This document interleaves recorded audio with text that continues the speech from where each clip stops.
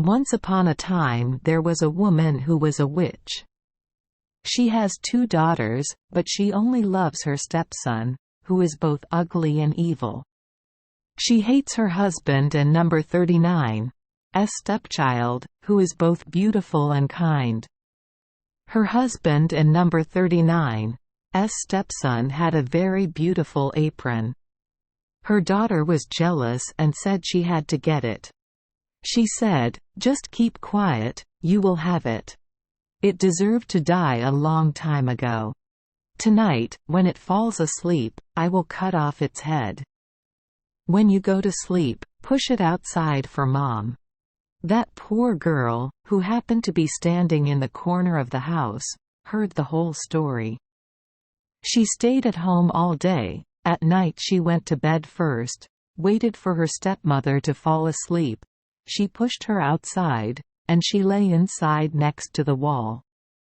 Late at night, the old woman sneaked into the room. Her left hand waved to see if anyone was lying outside. Then she held the axe in both hands. She swung it high and straightaway chopped off the head of the person lying outside, unexpectedly cutting her own pet. Me. When she left the room, the girl got up and went straight to her lover Roland and number 39's house and knocked on the door. She said, "When morning comes, she will see what she has done, and then it will be dangerous for us." Roland said, "I advise you to take away her magic stick, so that she cannot use it to chase us. Only then can we hope to save ourselves." The girl turned back to get the magic stick, then sprinkled 3 drops of blood, 1 drop on the floor in front of the bed, 1 drop in the kitchen, and the 3rd drop on the stairs. "Then immediately go straight to your lover and number 39's house." The next morning the witch called her daughter to give her the apron, but she did not come. She called, "Where are you, child?" A drop of blood replied, "I and number 39's here, on the stairs, Mom." She went out that way, but didn't and #39's see anyone, so she called out again, "Where are you, child?" The 3rd drop of blood replied, "Oh my God, I and number 39's in bed, I and number 39's sleeping." She went into the room and went to the bed. What do you see? It was her beloved daughter lying in a pool of blood, and she was the one who beheaded her. She went crazy, jumped to the window, looked far away. She saw her stepson running away with Roland. She screamed, "No matter how far you run, you cannot escape my hands. There and number 39's, nothing that can save you."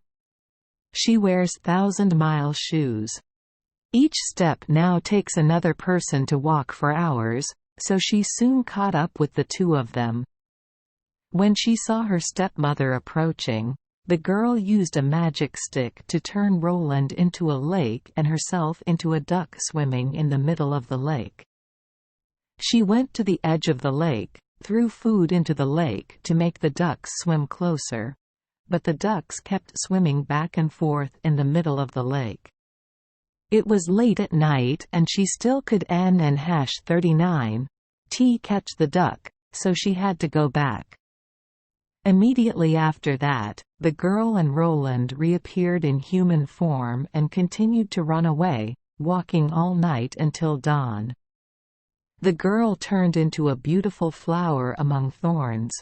Roland turned into a violin player. Soon the witch arrived. She said to the musician, "Wandering musician, please allow me to pick that beautiful flower?" The other person replied, "Yes, I will turn on the music so you can pick flowers." She quickly crawled into the thorn bush to pick the flower, because she knew who the flower was. But while she was crawling into the thorn bushes, the boy started playing music and she was fascinated by the music and she started to dance. The louder the music became, the faster and harder she danced. The thorns tore her clothes, scratched her whole body, and bled, but as long as the music was playing, she still had to dance to the beat of the music. When the boy stopped playing the piano, just a moment later she fell dead. So both were liberated.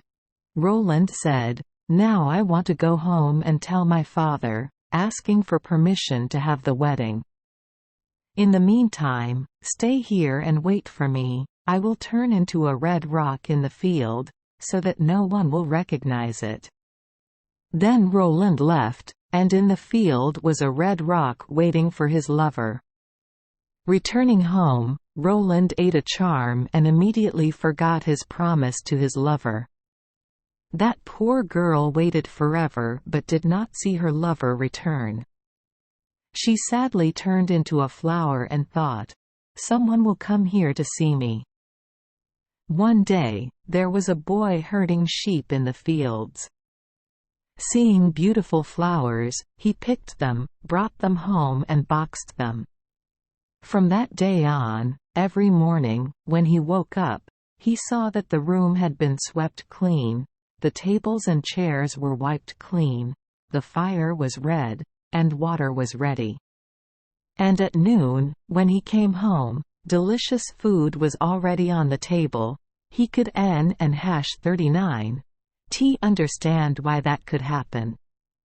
He did not see anyone in the house, and there was no place in this small hut for anyone to hide. Things continued like that day after day. He felt comfortable, but then suddenly he became afraid, and went to ask the smart old woman in the village. She said, "This is the story of magic. Creation art. Early in the morning, pay attention to see if anything moves in the house. Just let it do whatever it wants. Immediately cover it with a white towel, and the magic will no longer be effective."